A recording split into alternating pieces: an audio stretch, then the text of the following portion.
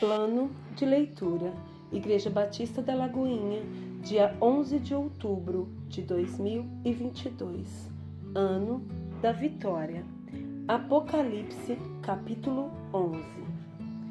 Foi-me dado um caniço semelhante a uma vara, e também me foi dito: dispõe-te e mede o santuário de Deus, o seu altar e os que naquele adoram.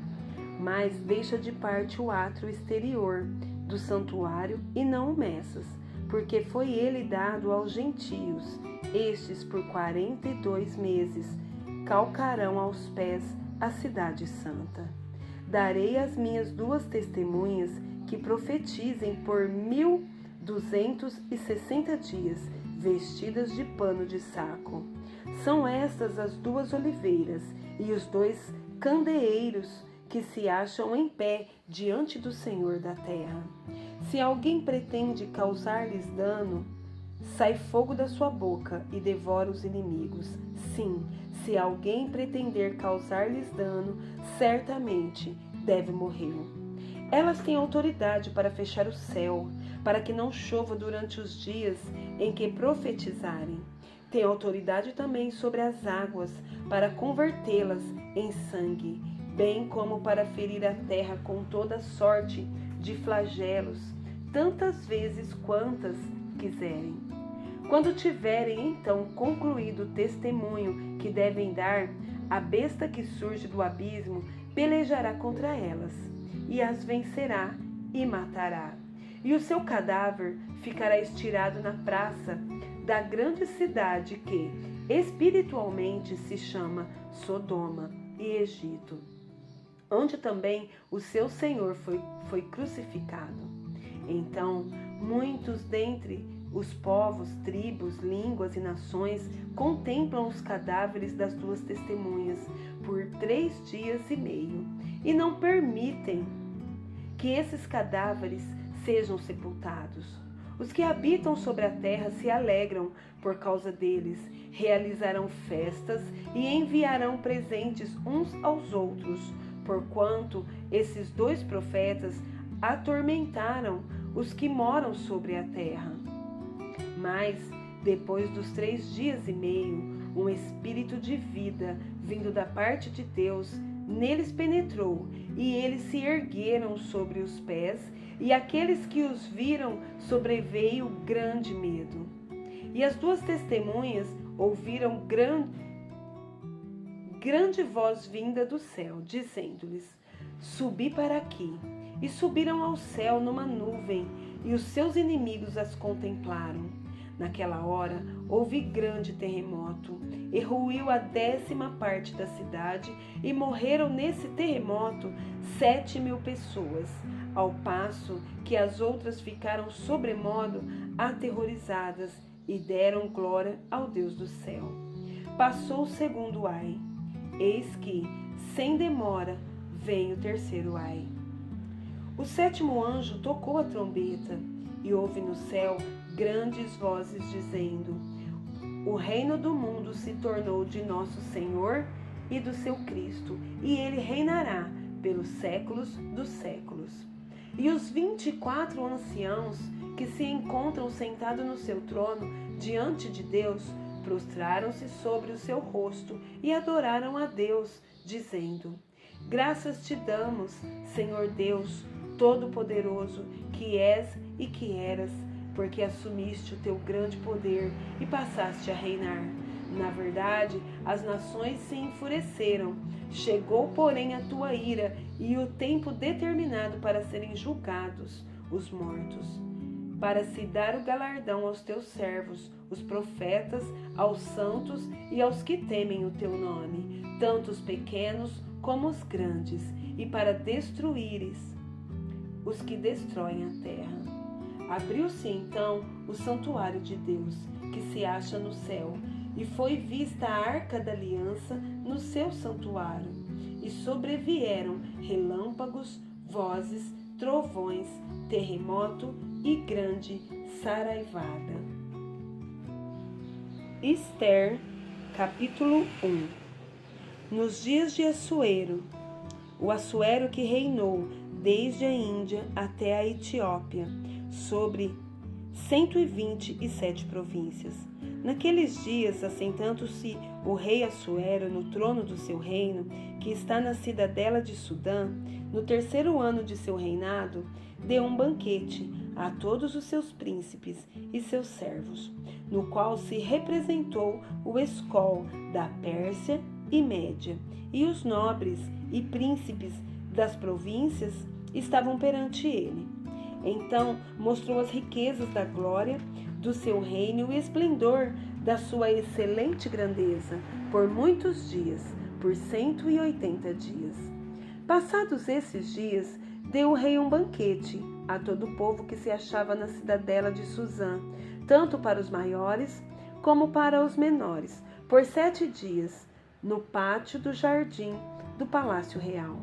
Havia tecido branco, linho fino e estofas de púrpura, atados com cordões de linho, e de púrpura a argolas de prata e a colunas de alabastro. A armação dos leitos era de ouro e de prata, sobre um pavimento de pórfiro, de mármore, de alabastro e de pedras preciosas. Dava-se-lhes de beber em vasos de ouro, vasos de várias espécies, e havia muito vinho real, graças à generosidade do rei. Bebiam sem constrangimento, como estava prescrito, pois o rei havia ordenado a todos os oficiais da sua casa que fizessem segundo a vontade de cada um. Também a rainha Vaste deu um banquete às mulheres na casa real do rei Assuero.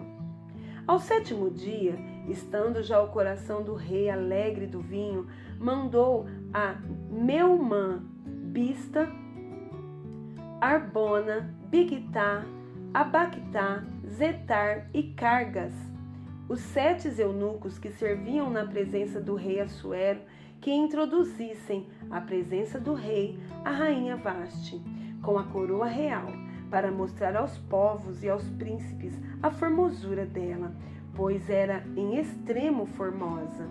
Porém, a rainha Vaste recusou vir por intermédio dos eunucos, segundo a palavra do rei, pelo que o rei muito se enfureceu e se inflamou de ira.